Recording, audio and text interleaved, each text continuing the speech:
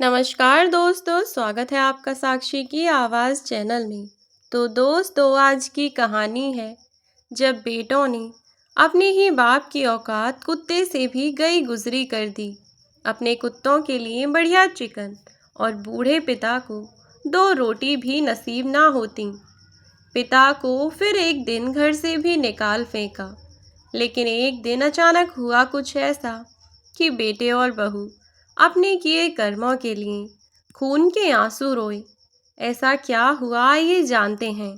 दीपांश, बेटा बहुत जोर से आंधी चल रही है, ज्यादा इधर उधर खेलने मत जाओ। मौसम बहुत खराब है, चलो नीचे आओ। अपने 7 साल के बेटे दीपांश को आवाज लगाती हुई प्रतीक्षा बोली। तो दीपांश ने जवाब दिया, मम्मी कोई आंधी वांधी नहीं आ रही, बहुत अच्छी हवा चल रही है, बस थोड़ी देर और ऊपर घूमने दीजिए ना। प्रतीक्षा ने उसे दोबारा से धमकाया और कहा, दीपांश नीचे आते हो या मैं ही ऊपर आ जाऊं? लगता है कि आज तुम्हारा पिटाई खाने का मन कर रहा है। अगर मैं ऊपर आ गई ना तो सच बता रही हूँ, तुम्हें बहुत मारूंगी। प्रतीक्षा ने जब उसे धमकाया तो जल्दी जल्दी दीपांश ऊपर से नीचे आने लगा कि तभी दीपांश की नज़र अपनी बालकनी से बाहर की ओर पड़ी। तो दीपांश वहीं रुक गया और बाहर बालकनी के पास जाकर बार बार बाहर की ओर देखने लगा। तो प्रतीक्षा ने उसे फिर से डांटा। इस बार दीपांश ने अपनी माँ को आवाज़ लगाई और कहा, मम्मी आप ऊपर आइए ना, आपको एक चीज़ दिखानी है, जल्दी आइए। पहले तो प्रतीक्षा ने आनाकानी की, लेकिन जब दीपांश ने कई बार कहा तो वह अपना सब काम छोड़कर पहले ऊपर चली गई और थोड़ा गुस्से में बोली, हाँ बताओ क्या हुआ है? बेटा आप बहुत बिगड़ते जा रहे हो, है ना? मम्मा की एक बात नहीं सुनते। कितनी देर से मैं आपको बुला रही हूँ, बताओ अब क्या हुआ? तब दीपांश बाहर की ओर उंगली से इशारा करता हुआ बोला, देखो ना मम्मी, बाहर वहाँ उस पेड़ के नीचे एक बाबा जी बैठे हुए हैं और वह बार बार हमारे घर की तरफ ही देख रहे हैं। पहले तो दीपांश की बात को प्रतीक्षा ने अनसुना कर दिया, लेकिन उसने गौर करके देखा तो दीपांश सच बोल रहा था। वह आदमी सचमुच उनके घर की ओर एकटक देखे जा रहा था। प्रतीक्षा ने दीपांश को तो बहला दिया और उसे नीचे लेकर आ गई। उसे उसके कमरे में आराम करने के लिए लिटा दिया और खुद अपने काम करने लगी। आते जाते, निकलते बढ़ते, बार बार वह गौर करके देख रही थी कि क्या अभी भी वह बूढ़ा आदमी वहाँ बैठा है या नहीं। लेकिन आखिरकार रात होने तक भी वह बूढ़ा आदमी वहीं बैठा रहा और बार बार उनके घर की ओर देखता रहा। पहले तो बस आंधी आ रही थी, लेकिन अब तो पिछले 1 घंटे से लगातार बारिश भी हो रही थी और वह बूढ़ा आदमी अपने सिर के ऊपर पिन्नी ओढ़कर वहीं बैठा हुआ था और बार बार प्रतीक्षा के घर की ओर देख रहा था। अंधेरा हो चुका था और किसी अनजान आदमी को यूं बार बार अपने घर को घूरते हुए देखकर प्रतीक्षा मन ही मन बहुत डर रही थी और बस नमन के आने का इंतज़ार कर रही थी।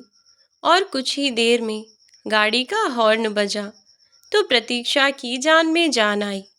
इतने में नमन गाड़ी पार्क करके दरवाजे तक आया। उतनी ही देर में प्रतीक्षा ने जाकर दरवाज़ा खोल दिया। नमन के अंदर आते ही डरी सहमी सी प्रतीक्षा ने नमन के सामने वह हाथ बांधे खड़ी हो गई और नमन से पूछने लगी, आज आप बहुत लेट हो गए नमन, ऑफिस में बहुत ज़्यादा काम था क्या? तो नमन बोला कि हाँ, और फिर मौसम खराब हो गया था ना, इसीलिए आने में लेट हो गया। प्रतीक्षा कुछ कहना तो चाह रही थी, लेकिन कह नहीं पाई। नमन ने प्रतीक्षा को अपना बैग पकड़ाया और उसके चेहरे के हाव भाव देखता हुआ प्रतीक्षा से वह खुद ही पूछ बैठा, प्रतीक्षा क्या हुआ है? कुछ परेशान सी लग रही हो, सब ठीक तो है? तो प्रतीक्षा ने धीमी सी गर्दन हिला दी और नमन से बोली, सब ठीक है, आप हाथ मुंह धो लीजिए, पहले मैं आपके लिए खाना लगा देती हूँ, बाकी बातें बाद में कीजिएगा, आज वैसे भी आपको बहुत लेट हो गया है। और नमन हाथ मुंह धोने चला गया।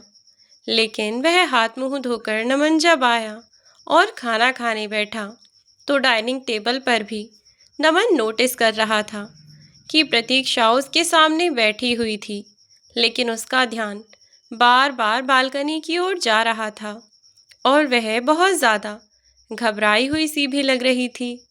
प्रतीक्षा का ध्यान नमन की ओर बिल्कुल भी नहीं था। यह देखकर नमन को थोड़ा अजीब लगा और नमन प्रतीक्षा से फिर पूछने लगा, प्रतीक्षा क्या बात है, बार बार बालकनी की ओर क्यों देख रही हो, कुछ हुआ है क्या, मुन्ना कहाँ है, वह ठीक तो है? तो प्रतीक्षा बोली कि हाँ वह बिल्कुल ठीक है, मैंने खाना खिलाकर उसे कमरे में आराम करने के लिए भेज दिया है, सो रहा है वह अभी। तो नमन पूछने लगा, फिर क्या हुआ है, अगर सब ठीक है तो तुम्हारे चेहरे का रंग क्यों उड़ा हुआ है, बताओ मुझे, और बार बार बालकनी की ओर क्या देख रही हो? तब प्रतीक्षा ने नमन को सारी बात बता दी। वह बोली कि नमन, जब दोपहर में आंधी आने लगी थी, लगभग 3 बजे का समय था और दीपांश बालकनी में खेल रहा था, मैंने इसे डांटा तो नीचे आने लगा और फिर इसने मुझे ऊपर आवाज़ देकर बुलाया तो मैं गई। वहाँ जाकर देखा तो एक आदमी लगातार हमारे घर की ओर देखे जा रहा था।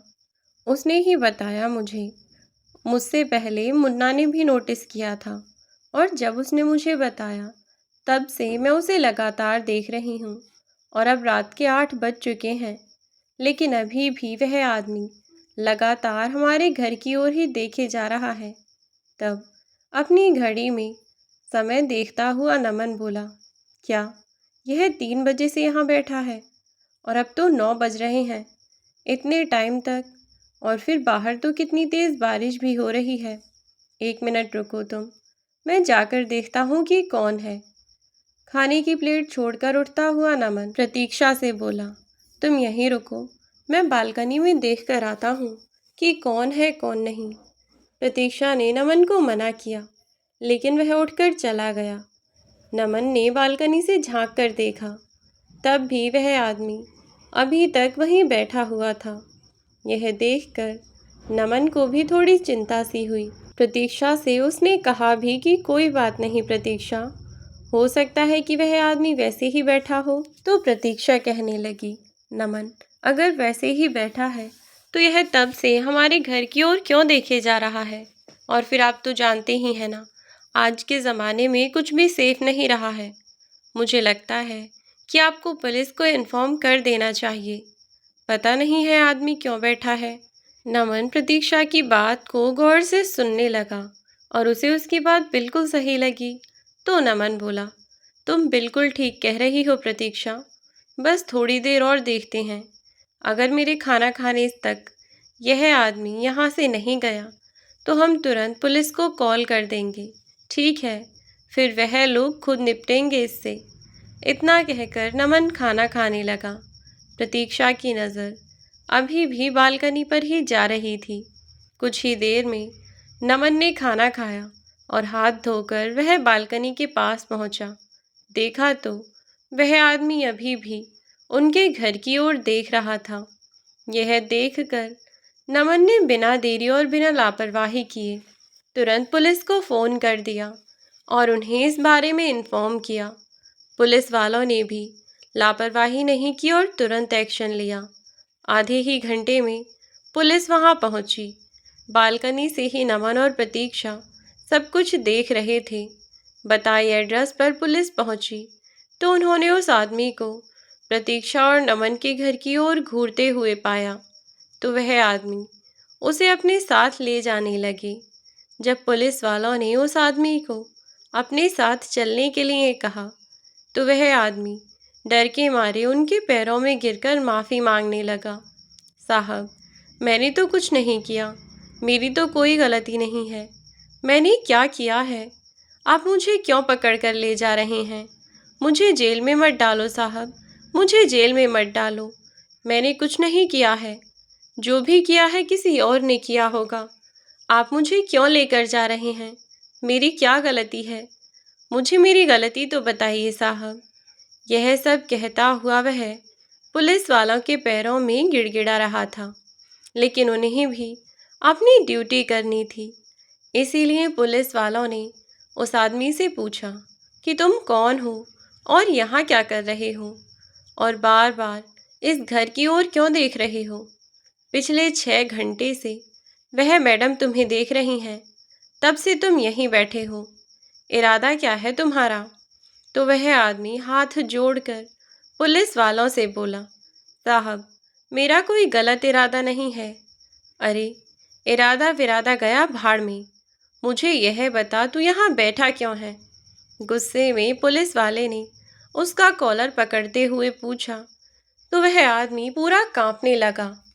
पिन्नी से खुद को बेशक ढके हुए बैठा था, लेकिन बारिश के कारण उसके कपड़े वैसे भी भीगने लगे थे और पुलिस वालों के डर के कारण वह आदमी पूरा थर थर कांपने लगा और उसकी सिट्टी पिट्टी गुल हो गई। इधर उधर देखने लगा। डर के मारे कांपते हुए उसकी जुबान भी नहीं खुल पा रही थी, कुछ बोल भी नहीं पा रहा था। लड़खड़ाती हुई जुबान से बस इतना ही बोल पा रहा था, साहब, कोई गलती नहीं की है, माफ़ कर दो, कोई गलती हो गई तो साहब माफ़ कर दो। लेकिन इतना सब कहने पर पुलिस वालों ने भी उसकी एक न सुनी और उसे उठाकर अपने साथ जीप में बिठाकर पुलिस स्टेशन ले गए। पुलिस स्टेशन में ले जाने के बाद उन लोगों ने उससे पूछताछ की। अब नमन और प्रतीक्षा पूरी तरह से निश्चिंत थे, क्योंकि शायद उनके घर पर आने वाली मुसीबत को उन्होंने समय से पहले ही दूर कर दिया था। इसीलिए वे दोनों निश्चिंत थे और चैन की नींद सो रहे थे। इधर पुलिस वाले उस आदमी को जिसे अपने साथ लेकर गए। अगली सुबह पुलिस स्टेशन से नमन को कॉल आया और वे लोग बोले कि इस आदमी के पास ऐसा कुछ भी नहीं है, यह तो कोई भिखारी लगता है। इसके पास बस एक थैला मिला है हम लोगों को, जिसमें इसके कुछ फटे पुराने कपड़े हैं बस, और कुछ नहीं है इसके पास। आपको शायद कोई गलतफहमी हुई होगी। हो सकता है कि वैसे ही बैठा हो और आपने गलत समझ लिया हो। तब नमन बोला, शायद, लेकिन रात के समय किसी अजनबी का अचानक घर को यूं घूरना कुछ अजीब लगा, इसीलिए आपको इन्फॉर्म कर दिया सर। नमन ने कहा तो वह पुलिस ऑफिसर बोला, इट्स ओके सर, समझ सकते हैं, हम समझ सकते हैं। आजकल के ज़माने में लोगों ने क्राइम को इतना बढ़ा दिया है कि आपका भी परेशान होना अपनी जगह बिल्कुल जायज़ था। खैर, इस आदमी की कोई गलती नहीं, यह बिल्कुल निर्दोष है। इसको मारने पीटने के बाद भी इसने कुछ नहीं बताया। पहले तो शायद यह डर की वजह से नहीं बोल पा रहा था, मारा पीटा तो और डर गया। लेकिन अब सुबह हमारे हेड कांस्टेबल साहब हैं, जब वह आए तो उन्होंने प्यार से इससे बातचीत की, खाने के लिए ब्रेड दे दिए। सूखे ब्रेड के लिए ही बस उन्हीं में इसने सारा सा चुगल दिया। कहने लगा कि भूखा प्यासा था, ऐसे ही बस चले जा रहा था। और जब आंधी आने लगी तो आपके घर के पास पेड़ जो है, उस पेड़ का सहारा लेकर इसने रुकने की सोची और इसीलिए वह रुक गया। आपका घर इसीलिए देख रहा था ताकि वहाँ से कोई मदद मिल सके, क्योंकि बारिश भी ज़ोरों की पड़ रही थी और यह पूरा भीग गया था, तो इसे लगा कि शायद कोई मदद कर दे, इसीलिए बार बार आपके घर को घूर रहा था और कुछ नहीं। अब इसकी कोई गलती ही नहीं है तो बेचारे को क्यों ही मारा पीटा जाए। अब हम इसे छोड़ रहे हैं, लेकिन हमने इसे अच्छे से समझा दिया है कि आज के बाद यह आपके घर के आसपास नहीं भटकेगा। आप निश्चिंत रहिए। पुलिस ऑफिसर ने नमन से बात की तो नमन भी थोड़ा निश्चिंत सा हुआ, लेकिन उस ऑफिसर की बात सुनने के बाद नमन को अजीब सा गिल्ट महसूस हुआ। उसे लगा कि उसके कारण एक निर्दोष को, एक लाचार इंसान को बिना बात ही पुलिस की मार पिटाई सहनी पड़ गई। वह तो इन्हें मदद के लिए देख रहा था और इन्होंने उसे क्या समझ लिया, यही सोचकर नमन को बुरा लग रहा था। तो प्रतीक्षा नाश्ता लगाती हुई बोली, क्या हुआ नमन, आप इतनी गहरी सोच में कैसे पड़े हुए हैं? कोई बात हुई है क्या? अगर कुछ हुआ है तो बताइए। तब नमन डाइनिंग टेबल पर बैठता हुआ बोला, कुछ भी नहीं हुआ यार, बस ऐसे ही थोड़ा अजीब सा लग रहा है। नाश्ता परोसती हुई प्रतीक्षा बोली, ऐसे ही तो नहीं कुछ होता, यह बात आप भी अच्छे से जानते हैं और मैं भी। और आप जानते हैं कि जैसे आप मेरा चेहरा देखकर बता सकते हैं कि मैं परेशान हूँ या नहीं, वैसे ही थोड़ा बहुत मैं भी समझ सकती हूँ आपको। तो चलिए बताइए, क्या हुआ जो आप परेशान हो गए? ऑफिसर ने आपसे कुछ कहा? कौन था वह आदमी? हमारे घर के बाहर क्यों बैठा था?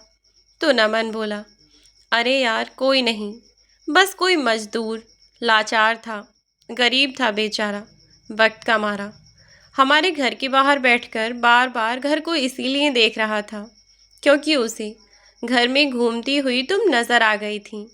उसे लगा कि शायद तरस खाकर कोई उसकी थोड़ी बहुत मदद कर दे, उसे खाने पीने को कुछ ला कर दे दे। लेकिन हम लोगों को कुछ और ही लगा, इसीलिए हम लोगों ने पुलिस को कॉल कर दिया। और शायद वही हमारी गलती थी, क्योंकि हमने तो पुलिस को कॉल कर दिया और पुलिस वाले उसे अपने साथ भी ले गए। अब वे लोग उससे पूछ रहे थे और वह कुछ बता नहीं रहा था, तो इसीलिए पुलिस वालों ने उसे मारा पीटा शायद। तो बस मुझे वही चीज़ बेकार लग रही है। यह सुनकर प्रतीक्षा बोली, ओह अच्छा, पर नमन, इसमें उस आदमी की भी तो गलती है ना, उसे कुछ बोलना तो चाहिए था। एट लीस्ट जब पुलिस ऑफिसर पूछ रहे थे तब तो कुछ बता देता, हाँ या नहीं। तब नमन बोला, गलती भी कह सकते हैं, और शायद मेरे हिसाब से वह डर था। मैं ज़्यादा करीब तो नहीं था, लेकिन दूर से देखकर जितना समझ आ रहा था, वह आदमी बहुत घबरा रहा था। पूरा का पूरा पुलिस ऑफिसर ने भी यही बताया। मेरे हिसाब से तो वह शायद डर की वजह से कांप रहा था और इसीलिए उसकी हिम्मत नहीं हुई कि कुछ बता दे। और इसीलिए सुबह को जब प्यार से किसी दूसरे ऑफिसर ने पूछा तो उसने उसे सब बता दिया। अब हम भी क्या ही कर सकते हैं। खैर छोड़िए नमन, इस बात को जाने दीजिए। अपनी जगह है हम भी ठीक थे। पुलिस ऑफिसर्स को उस आदमी के साथ मारपीट नहीं करनी चाहिए थी, पहले ही उससे प्यार से बात करनी चाहिए थी। तो नमन बोला, हाँ यार, लेकिन जैसे हम अपनी जगह ठीक थे, वैसे ही वह ऑफिसर्स भी अपनी जगह ठीक ही थे। अगर उस आदमी की जगह सचमुच में कोई क्रिमिनल होता तो वह इतने प्यार से पूछने पर कोई जवाब थोड़ी न देता। इसीलिए स्ट्रिक्ट तो बनना पड़ता है। चलो छोड़ो, हम भी कहाँ की पंचायत लेकर बैठ गए। ये बताओ, नाश्ते में आज क्या बनाया है? तो प्रतीक्षा ने प्लेट की ओर इशारा करते हुए कहा, जब आपकी नज़रें नीचे जाएं, तब पता चले ना कि क्या बना है नाश्ते में। तब नाश्ते की प्लेट को देखता हुआ नमन हंसने लगा और बोला, ओहो सो सॉरी, मैंने ध्यान ही नहीं दिया कि तुमने नाश्ता परोस भी दिया है, बातों बातों में भूल गया था बिल्कुल।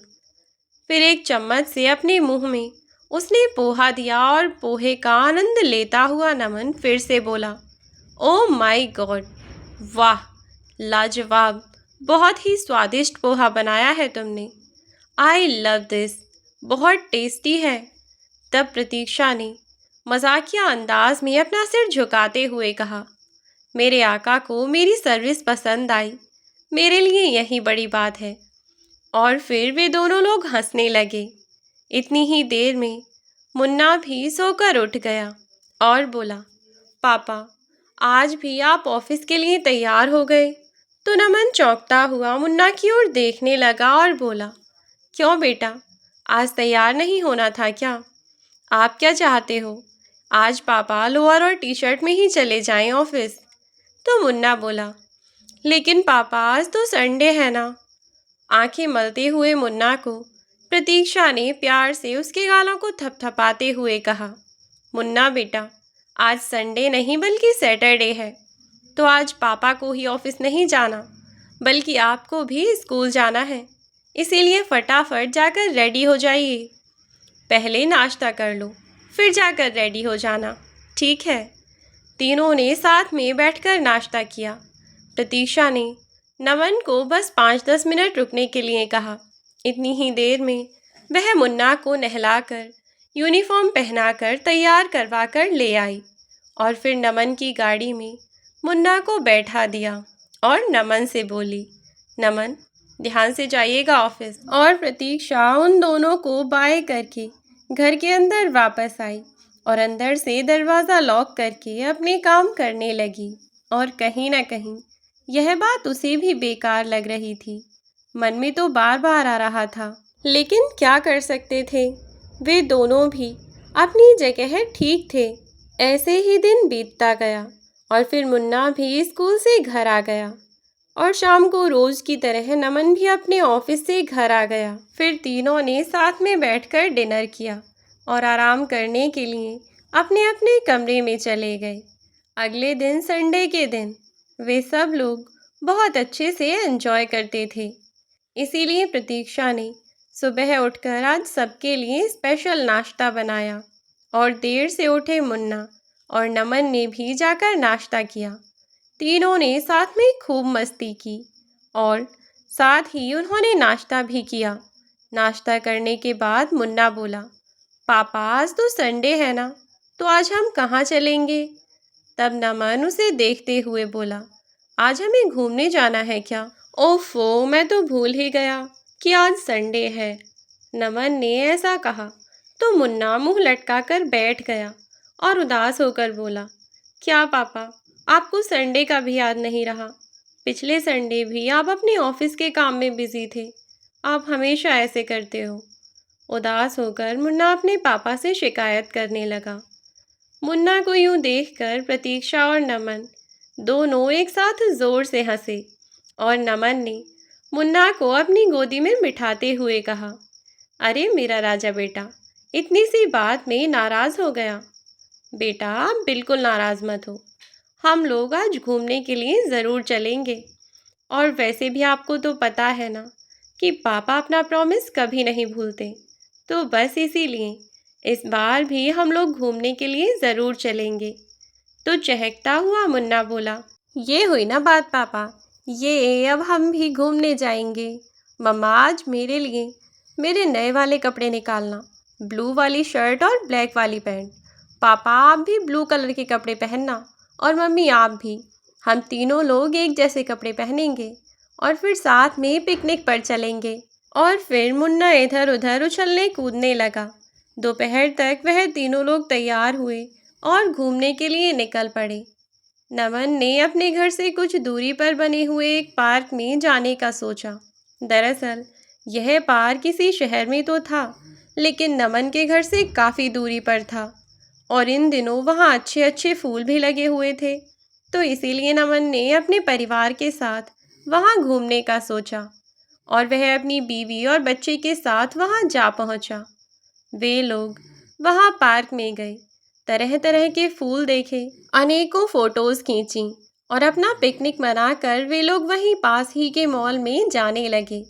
लेकिन जैसे ही रास्ता पार करने के लिए नमन ने मुन्ना का हाथ पकड़ा और आगे बढ़ने लगा, तभी नमन की नज़र वहीं पार्क के बाहर बैठे हुए उस बुजुर्ग पर पड़ी, जो आदमी उनसे 2 दिन पहले उनके घर के बाहर आकर बैठा हुआ था। वही आदमी आज यहाँ पार्क के बाहर बैठा था।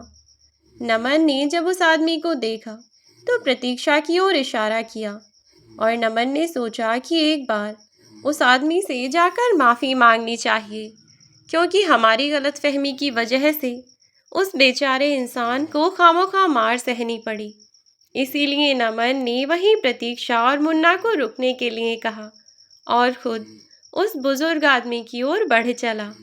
लेकिन उस बुजुर्ग आदमी ने जैसे ही नमन को देखा, तो वह उसे देखकर डर गया और नमन से और दूरी पर जाकर बैठ गया।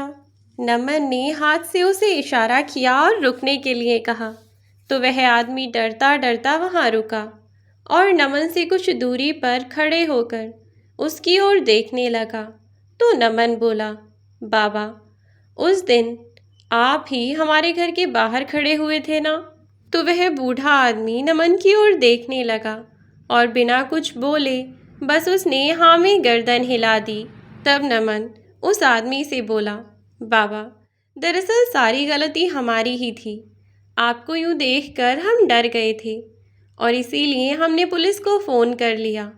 हमारी वजह से आपको इतनी परेशानी उठानी पड़ी। प्लीज़ हो सके तो हमें माफ़ कर दीजिएगा। हमसे गलती हो गई जो हमने आपको इतना गलत समझा। तो वह आदमी नमन की बातें सुनकर रो पड़ा और उसे यूं रोता हुआ देखकर नमन थोड़ा परेशान सा हुआ और उसे चुप करने लगा। क्या हुआ बाबा, आप रोने क्यों लगे? मैं तो आपसे कुछ कह भी नहीं रहा। अच्छा, प्लीज़ अगर आपसे कुछ गलत कहा हो तो मुझे माफ़ कर दीजिए। I am so sorry. इतना कहता हुआ नमन उनसे अपने हाथों को दूर रखे हुए था, लेकिन उन्हें चुप करने की कोशिश कर रहा था कि तभी उस आदमी ने अपनी शर्ट की बाह ऊपर की और उस पर बना डंडे का निशान दिखाने लगा और बोला, पुलिस वालों ने भी मुझे आज फिर पीट दिया। मैंने कुछ नहीं किया, फिर भी उन्होंने मुझे पीट दिया। मैंने तो कुछ भी नहीं किया। यह सब कहता हुआ वह बुजुर्ग बच्चों की तरह फूट फूट कर रोने लगा। तो नमन ने उसके कंधे पर हाथ रखकर उसे शांत कर दिया और कहा, बाबा, चुप हो जाइए आप। हाँ, आपने कुछ नहीं किया, गलती हमारी थी। प्लीज़ हमें माफ़ कर दीजिए। नमन ने उस बुजुर्ग के आगे हाथ जोड़ लिए। तो वह बुढ़ा आदमी रोता हुआ नमन की ओर देखने लगा और फिर बिना कुछ बोले नमन के हाथों को नीचे करता हुआ वह बुजुर्ग आदमी बोला, कोई बात नहीं बेटा, मुझसे गलती हो गई। मैं तुम्हारे घर की तरफ आ गया। आज के बाद मैं तुम्हारे घर की तरफ कभी नहीं आऊँगा बेटा।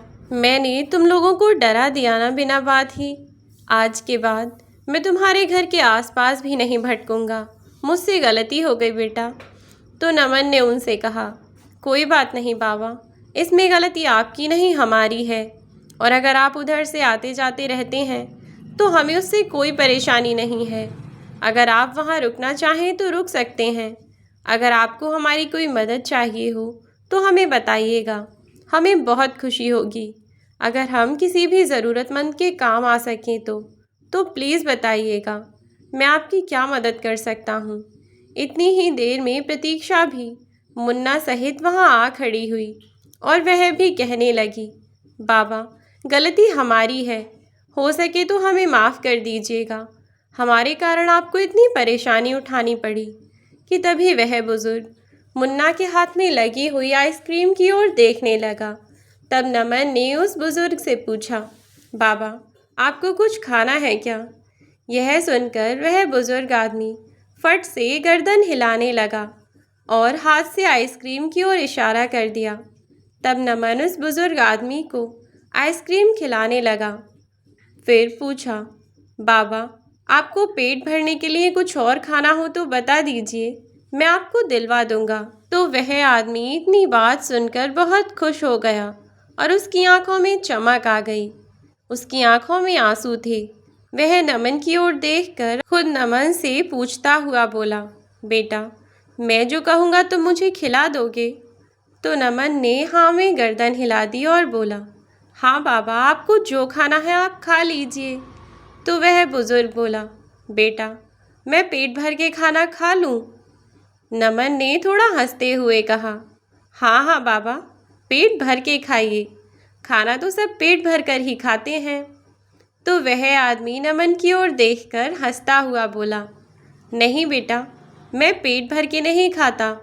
मेरी बहू कहती है कि पेट भर के खाऊंगा तो मेरा पेट फट जाएगा, इसीलिए मैं पेट भर के खाना नहीं खाता। यह सुनकर नमन को अजीब सा धक्का लगा कि यह किस तरह की बहू है इनकी। नमन और प्रतीक्षा ने जब यह बात सुनी तो वह लोग अचंभे में रह गए कि भला कौन बहू अपने ही ससुर को खाना खाने के लिए ऐसे कह सकती है। भला खाना खाने से किसका पेट फट सकता है।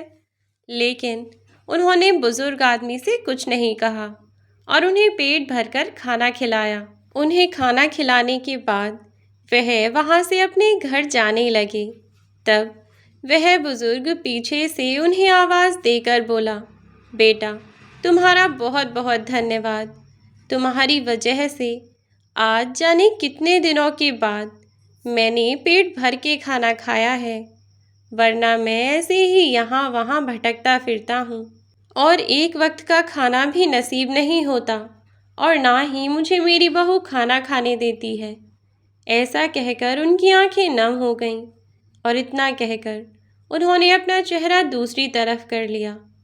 तभी नमन उनके पास आकर बोला, कोई बात नहीं बाबा, उस दिन हमें गलतफहमी हो गई थी, इसलिए हम आपसे माफ़ी मांगना चाहते हैं। आप प्लीज़ हमें माफ़ कर दीजिएगा बाबा। और रही बात खाना खाने की, तो कोई बात नहीं है, आपका पेट भर गया, यही बहुत है। ऐसा कहकर नमन और प्रतीक्षा अपने बेटे दीपांश को लेकर वहाँ से चले गए। कुछ दिनों तक सब ठीक था। नमन अपने काम पर जाता रहा और दीपांश अपने स्कूल जाता रहा। दीपांश की माँ प्रतीक्षा उसे लेने जाती और उसे छोड़ने के लिए, लेकिन कुछ समय बाद जब वह दीपांश को स्कूल छोड़ने जा रही थी, तो उस दिन नमन भी उन्हीं के साथ जा रहा था। तब उन्होंने रास्ते में एक बुजुर्ग आदमी को यूं ही पड़े हुए देखा। तब प्रतीक्षा उससे बोली कि नमन, न जाने कौन बुजुर्ग है, ज़रा जाकर देखो तो सही। तब नमन बोला, अरे होगा कोई, इतना बड़ा शहर है, कहीं ना कहीं कोई ना कोई दारू पीकर पड़ा ही रहता है, होगा कोई बेवड़ा। अपनी उम्र का लिहाज भी नहीं करते ये लोग, बस पीने को चाहिए, चाहे घर में 2 वक्त खाने को ना हो, लेकिन नहीं, इन्हें पीने के लिए चाहिए और पीकर यहाँ वहाँ पड़े डोलते हैं। इतना सुनकर प्रतीक्षा बोली, तुम क्यों इतना बोल रहे हो नमन? पहले एक बार जाकर देखो तो सही कि क्या बात है। बिना देखे तुम किसी के बारे में राय नहीं दे सकते। और उनकी हालत तो देखो कि वह कितने बुजुर्ग हैं। इतना बुजुर्ग आदमी दारू पीकर कहाँ ही पड़ा डोलेगा। क्या पता तुम जो सोच रहे हो किसने पी रखी है, किसने नहीं, लेकिन क्या पता इनके साथ कुछ और ही हुआ हो। एक बार उतर कर जाओ तो सही और जाकर देखो। प्रतीक्षा ने इतना फोर्स किया तो उसके फोर्स करने पर नमन गाड़ी से उतर गया और जाकर उसने जैसे ही उस बुजुर्ग को सीधा किया तो वह उसे देखता ही रह गया। उसने जल्दी से प्रतीक्षा को आवाज़ दी और बोला, प्रतीक्षा, यह तो वही बुजुर्ग आदमी है जो उस दिन घर के बाहर थे और हमें पार्क में भी मिले थे। यह सुनकर प्रतीक्षा गाड़ी से उतरकर आई और देखकर बोली, इनकी हालत तो बहुत खराब लग रही है। लगता है कई दिनों से इन्होंने कुछ नहीं खाया है। पेट भी कमर से मिल रहा है बिल्कुल, और कमज़ोरी तो कितनी ज़्यादा है इन्हें। इन्हें जल्दी से हॉस्पिटल लेकर चलो। प्रतीक्षा और नमन उस बुजुर्ग आदमी को लेकर अस्पताल पहुँचे। अब अस्पताल में जाकर उन्होंने उस बुजुर्ग का ट्रीटमेंट कराया। डॉक्टर ने बताया कि कम से कम हफ्ते भर से इस आदमी ने कुछ नहीं खाया है, जिसकी वजह से इसकी आंत सिकुड़ गई हैं। ऐसा सुनकर नमन और प्रतीक्षा एक दूसरे की तरफ देखने लगे। तभी डॉक्टर ने उनसे कहा कि क्या तुम लोगों पर अपने पिताजी का ख्याल भी नहीं रखा जाता? इनकी क्या हालत कर रखी है। देखने में तो अच्छे खासे घर के लगते हो, लेकिन उनके साथ इतना बुरा व्यवहार। मैं अभी पुलिस को फ़ोन करता हूँ। तुम जैसी नालायक बच्चों की अकल तो वहीं ठिकाने लगाएंगी। इतना ही सुनने की देर थी कि तभी प्रतीक्षा बोली, नहीं नहीं डॉक्टर साहब, आपको गलतफहमी हो गई है। हमारा इनसे कोई रिश्ता नहीं है। वह तो जब हम अपने बेटे को स्कूल छोड़ने जा रहे थे तो हमें यह रास्ते में सड़क के किनारे पड़े मिले, इसीलिए हम इन्हें यहाँ अस्पताल में लेकर आ गए। आप इनका ट्रीटमेंट कीजिए, उसके बाद ही आपको खुद सब कुछ सच बता देंगे यह कि हमारा इनसे क्या रिश्ता है क्या नहीं। डॉक्टर ने प्रतीक्षा की बात मान ली और उन बुजुर्ग का इलाज किया। इलाज करने के बाद थोड़ी राहत सी मिली और उन्हें होश आया। तब डॉक्टर ने उनसे पूछा कि तुम्हारी यह सब हालत कैसे हो गई, और यही तुम्हारे बेटा बहू है ना जिन्होंने तुम्हारे साथ ऐसा बर्ताव किया। तब उस बुजुर्ग ने बताया कि नहीं डॉक्टर साहब, यह तो वह फरिश्ते हैं जिनकी वजह से मैं जिंदा हूँ। उस दिन भी इन्हीं दोनों ने मुझे पेट भरकर खाना खिलाया था और आज फिर से इन्हीं दोनों ने मेरी जान बचाई है। इनका शुक्रिया मैं कैसे करूं? तब डॉक्टर ने उनसे कहा कि अगर इन लोगों ने तुम्हारे साथ ऐसा नहीं किया तो तुम्हारी ऐसी हालत कैसे हुई?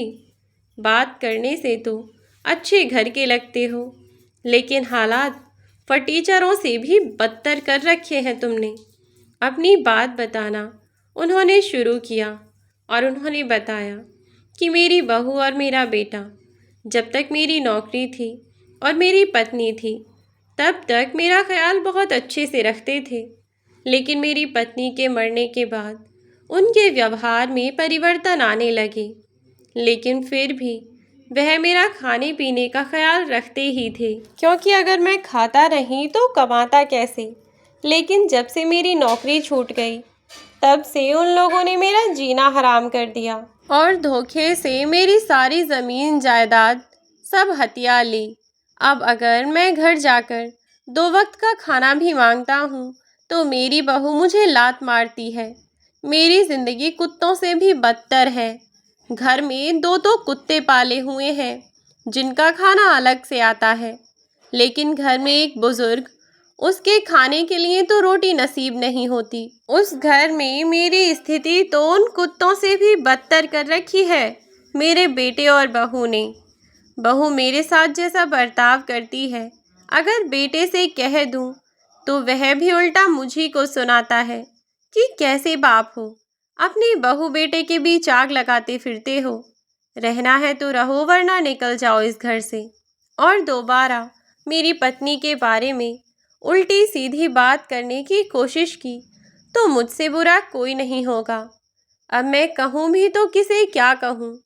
इतना सुनकर डॉक्टर और नमन और प्रतीक्षा को बहुत गुस्सा आया। अब वह सोचने लगे कि आखिर इस बुजुर्ग आदमी को इंसाफ कैसे दिलाया जाए। तब उन्होंने प्लान बनाया कि उनके बहू बेटे को कैसे सही रास्ते पर लाया जाए और उनकी अकल कैसे ठिकाने लगाई जाए। और जो भी बात थी उस बुजुर्ग ने पुलिस को बता दी और अपने बेटे बहू के खिलाफ कंप्लेंट दर्ज कर दी।